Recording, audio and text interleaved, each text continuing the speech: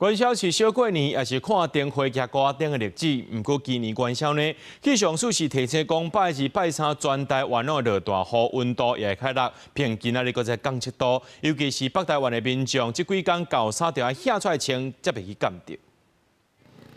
拜二是旧历正月15元宵节，台北顶节伫咧西门町有每年造型的灯组，顶面搁写着马上有钱，真有过节的气氛。不过看天气乌阴，今年元宵节恐惊会搁冻搁冷。气象署指出，刷落来方面，华人云系和东北季风连续来报道，拜二、拜三2天全台大气环境无稳定，水汽明显增加，尤其是西半部爱细腻闪大雨，而且无排除会澹雷公。明天以及后天这一波的冷空气伴随着东移，所以天气都是相当的湿冷。那到了周五的时候，华南雨区还是有东移的现象，所以水汽依然是比较多一些。那落雨温度嘛会明显降温，气象署预估拜二温度会比前一天搁较降7度至8度，到拜三各地全凉冷，早暗温度也增加，尤其是北台湾的降温上明显，低温剩15度至17度，和前几日温暖的天气有真大的落差。明天转成东北季风或大陆冷气团的影响，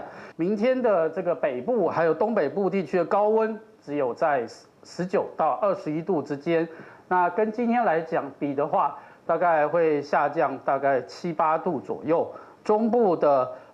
高温也只有21度，南部高温是26度。气象署提醒，进入春天，天气变化较大，温度起落落，连咪寒，连咪热，真紧伫咧拜四就暂时回温，拜五阁有新的一波东北季风落南，阁会变寒。另外，拜二这波冷空气，中北部3500公尺以上的悬山有落雪机会，路面嘛有较有结霜的现象。要去山顶的民众，爱特别留意用路安全。记者陈阿选林旭凯台北报道。